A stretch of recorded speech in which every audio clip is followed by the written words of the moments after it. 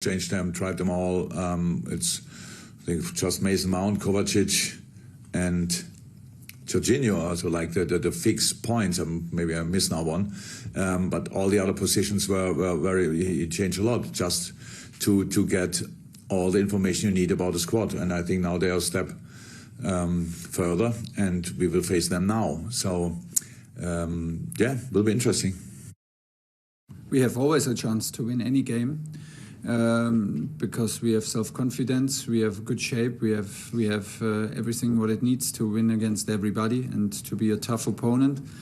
At the same time, you can always lose games in Premier League and in all competition that we play, because it's the toughest competitions that you can face. So I'm pretty relaxed about that. Of course, I'm pretty sure that Liverpool miss their fans like we miss their fans. I know from experience, and you know maybe even better than me, what an impact the crowd at Anfield can have on their team. And yeah, they dropped points, sometimes deserved, but many times also not deserved. And there was also a streak of very unlucky results. It is one of the strongest teams in Europe. They proved this again in Leipzig, one of the best managers in Europe.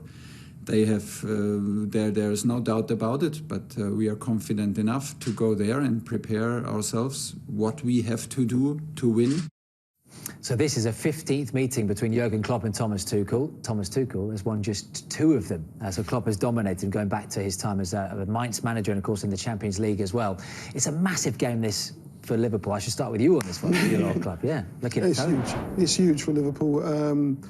With aspirations to get back into the top 4 and to stay and finish in the top 4 and get Champions League football, this is a must-win.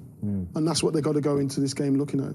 And look, it was so important, albeit we all expected, I don't know, did we expect with Liverpool to go to Bramall Lane and win? But the fact that they stopped that rot in that sense was positive for them, isn't it? And you know, looking at these remaining 10, 11 games. Yeah, they needed to stop the rot. I mean, it's been a poor run of form by Liverpool standards. You know, it's been a difficult season for them. You know, we're well documented in Van Dijk and Gomez, and if you're without your 2 centre-halves, it does make it difficult. But it was important they went there and put in a solid performance and get the victory, which is what they did.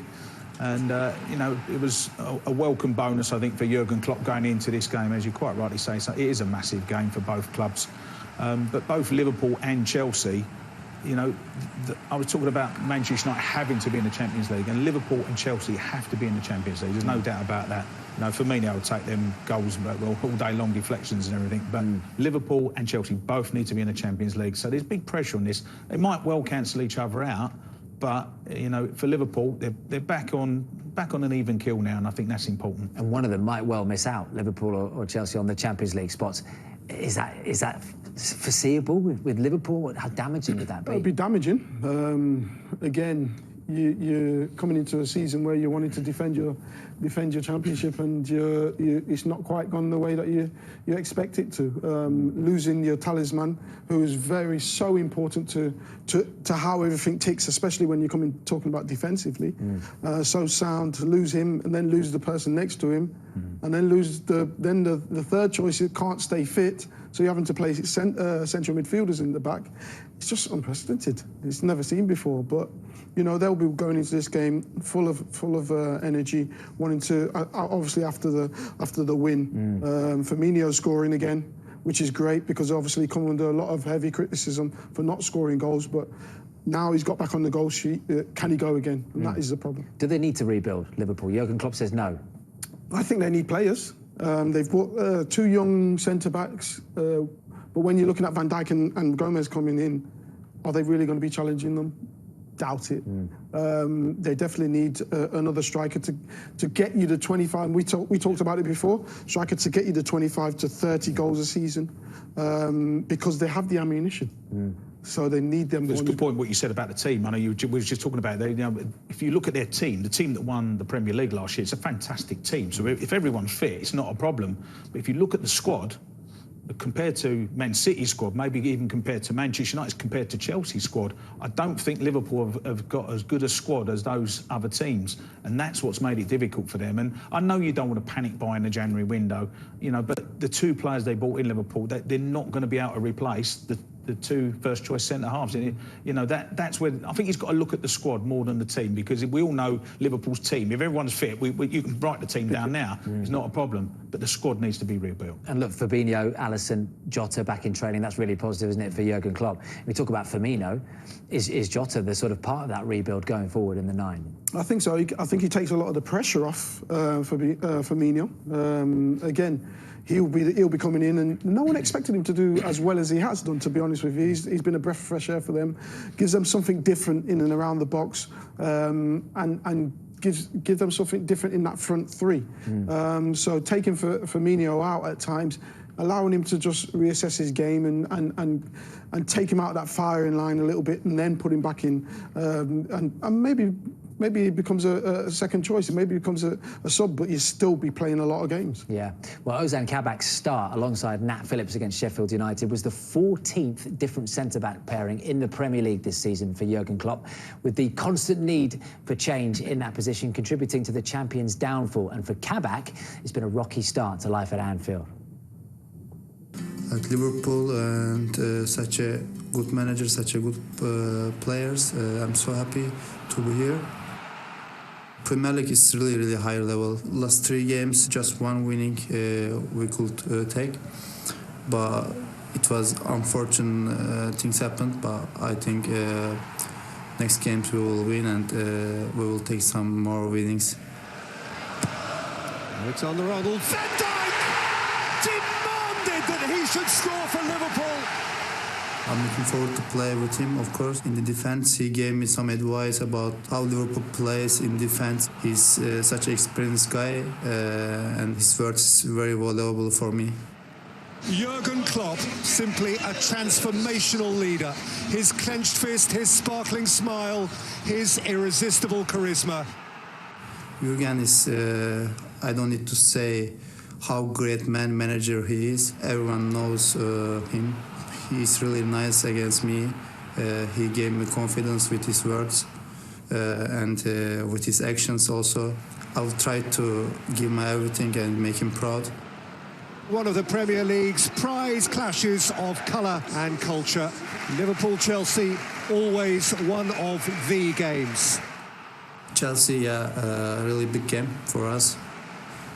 We struggled last games in Premier League, but we managed to win last game against Sheffield, and we want to win also next game. Liverpool tradition is to win every game, so we will try to win every game. Maybe Chelsea is now in good form with the new coach, but we are Liverpool, and we will give everything to win. You made a very good point, Emil. He's only 20 years old, Ozan Kabak. He's a young lad. And to be thrown in the deep end as he has done, it's been tough. You see a mistake there in the Leicester game and it ends up in a goal. Lack of communication. You're coming into a team and you haven't got that link with the goalkeeper, and no communication there, ends up in a goal. But he's still a young lad. He's still got a lot to do and a lot to learn. But he still won't be first choice when the 2 main people come back. And I'm just thinking, as experienced strikers, and I'm thinking Olivier Giroud, if he starts for Chelsea, was he the kind of defender that you'd love to have a go at? Yeah, without a doubt. And you know, it's tough for these young boys. You know, they come from a different country. You know, he's been literally thrown into the team for obvious reasons, and I don't think he's ready for it. But he's learning on his feet. He will get better. There's no doubt about that. He's only a young kid. If you're Olivier Giroud, you're like, here we go. You know, get the ball into me, get the service in, and he'll give him a real game. I'd be pulling on him. I'd be pulling over onto his side all the time, and I'll be saying, just hit me and just get runners off me. And I'll be leaning in, either winning the ball down or bringing it down, playing TC in, and he'll go and score. Just like 1998. In other words, Emil does all the hard work and I get all the glory. You're like one of those City strikers, 6 yards out, that's tapping in, aren't you? And look, from Thomas Tuchel's point of view, unbeaten in 9 since he came in, he's kind of put to bed all the talk about Frank, really, as much as, you know, a lot of Chelsea fans were upset at the decision at the time.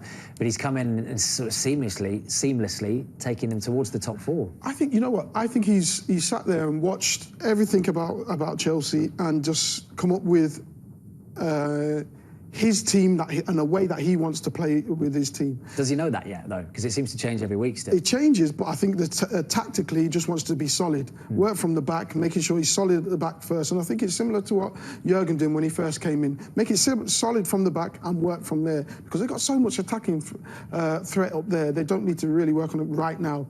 Make sure you don't concede goals. And that's one of the main A lot of things. managers do that when they take over a football club. You know, you've got he's obviously aware he's got all these fantastic young players at Chelsea, but if you're losing football games, you don't want the youngsters in there. You put the experienced ones in there. Alonso, as Azpilicueta comes back in, you know, just go with the experience. And I think that's what he's done. Just shut up shop. Let's not concede. Let's not have too many defeats. You know, he's done a really good job so far. The challenge is, you know, when the fans come back and they're demanding them to go forward and be more attacking, etc. And that's where you've got to get the balance right. Looking into the Cotti crystal ball, bearing in mind that Liverpool and Chelsea are both outside of the top 4. Yeah. Do they both miss out? Does one miss out? And how damaging would that be for, and we've already talked about Liverpool's side of it, but for Thomas Tuchel and keeping the job next year? Can we stop the season now, Will? Because if we do, West Ham and Leicester are both in the I thought top you'd 4. say We'll that. both be happy. We're happy with that. But no, it's the minimum requirement, as I said, for Chelsea, and the reason they got rid of Frank was they want Champions League football. If he doesn't get them into the Champions League places, there will be a few questions asked, but they'll also say he's not really had time, it's not his team, he's not had a pre-season. So we'll only judge Tuchel next season. Liverpool, quite simply, got to get the best players back, but they both need Champions League football. Yeah. Right, Liverpool and Chelsea could go 4th then on Thursday, and so could Everton, who head to West Brom, having had an impressive season under the leadership of their esteemed manager.